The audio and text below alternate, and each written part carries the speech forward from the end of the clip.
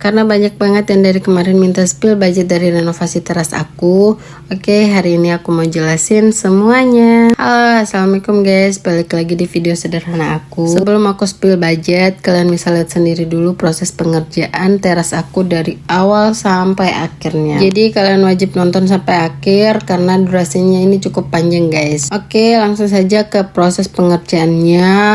Proses pengerjaan teras aku itu mulai dari 18 Oktober guys, dan sampai sekarang tanggal 28 November masih. Kenapa masih? Nanti aku jelasin di akhir ya guys. 2 hari pertama itu tukangnya ngerjain plaster belakang rumah guys, karena pas proses pembangunan kemarin itu kita belum sempat plaster, dan kebetulan sawah di belakangnya itu lagi kosong, belum musim panen, belum musim tanam maksudnya guys. Dan karena mau masuk musim hujan juga, jadi takutnya nanti banyak yang rembes dalam rumah, jadi kita duluin yang di belakang guys. Nah, hari ketiganya baru proses renovasi teras yang di depan. Pertama mereka bikin dulu itu tembok pembatas, karena di sampingnya itu aku mau bikin laundry room guys, dan langsung ngecor tempat dudukannya guys, karena aku maunya itu dicor supaya nanti di bawahnya itu bisa pakai nyimpan barang. Sebenarnya kalau dicor kayak gini itu budgetnya lumayan guys, karena nambah buat beli besinya, dan juga nanti kan tutupan kolongnya kita mau bikin baru,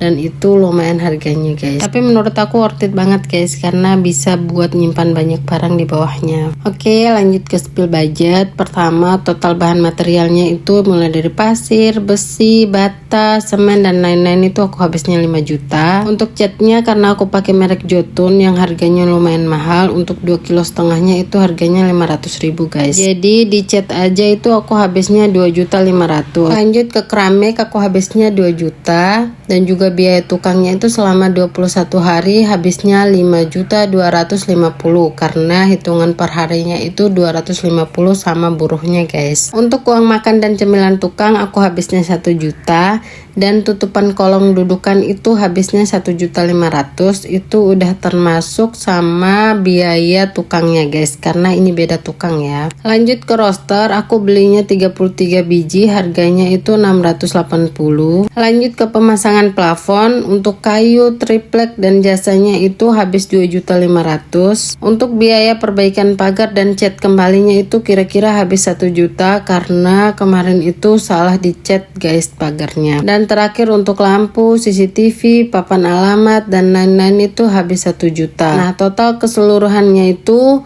22.430.000. Jadi itu total keseluruhan biaya renovasi teras aku kemarin. Jadi buat kalian yang mau renovasi teras mungkin bisa disiapin dulu budgetnya, karena jangan sampai kayak aku guys. Aku itu kira-kiranya 10 jutaan kemarin, ternyata 2 kali lipatnya itu guys, karena bahan-bahan sekarang itu udah mahal banget. Contohnya kayu buat plafon ini aja satu lembarnya itu harganya 75.000 loh guys. Banyak yang saranin buat pakai baja ringan, tapi karena ini kan terasnya udah jadi, terus udah terlanjur pakein kayu dari awalnya, jadi terpaksa kita pakai kayu juga guys. Nah, ini rosternya udah terpasang, kira-kira ini hari ke-8 kalau nggak salah. Aku juga nggak tahu itu hari keberapa, mungkin aku lupa, pokoknya ada di reels aku kemarin guys. Nah, ini kesalahan aku juga guys, aku lebih dulu pindahin keran yang di sini buat nyuci. Awalnya itu kan aku nyucinya di dapur. Nah, karena aku pikirnya itu nggak sampailah 10 hari pengerjaan tukangnya, makanya aku minta tolong pindahin dulu atau ditutup dulu keran yang ini guys. Ternyata sampai 21 hari, jadi selama itu aku kesulitan buat nyuci guys. Lanjut ke pemasangan keramik. Ini pemasangan keramiknya lumayan lama juga, sekitar 5 hari atau enggak 6 hari guys. Aku juga nggak tahu gimana prosesnya bisa selama itu, tapi yang penting jadi dah ya. Selesai pemasangan keramik, aku lanjut minta ditolong sama tukangnya ini dibikinin taman mini di depan pagar gini guys. Bikin tamannya udah, keramik udah, lanjut ke pemasangan plafon. Harusnya ini pemasangan plafonnya itu di awal guys, tapi sebenarnya kita itu belum mau plafon semuanya kayak gini guys, karena pas proses pengerjaan kemarin itu panas banget. Jadi rencananya kan teras ini buat kita baring-baring buat siang hari itu, tapi kalau nggak di plafon kayak gini panas banget pokoknya, makanya kita langsung plafon guys. Makanya awalnya itu sebelum pembangunan teras aku budgetin itu cuma 10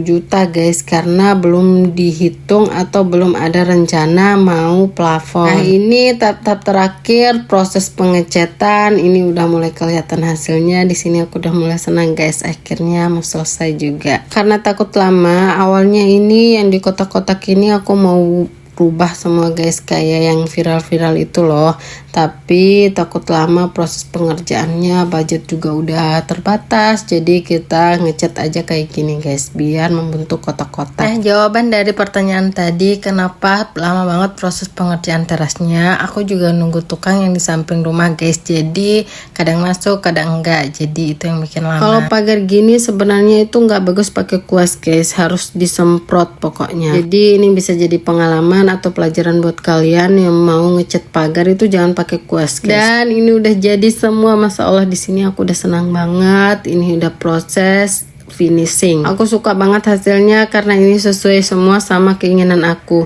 Nah ini yang terakhir, lanjut kita ke proses pengecatan ulang pagarnya guys. Ini kita pakai alat semprot kayak gini. Nah ini kelihatan banget ya bedanya guys. Kalau yang pakai alat semprot itu kelihatan lebih rapi, dan kalau pakai kuas itu ada garis-garisnya guys. Sampai semuanya itu dicopotin, untung ada tetangga yang bisa dan kita nyewa jasanya. Jadi bisalah pagar aku kelihatan lebih rapi. Nah kan kalian bisa zoom dah, ini belepotan banget kalau nggak disemprot. Kalau pakai kuas itu susah banget rapinya guys. Dan ini looknya dari luar. Oke segitu dulu videonya, makasih udah nonton, see you.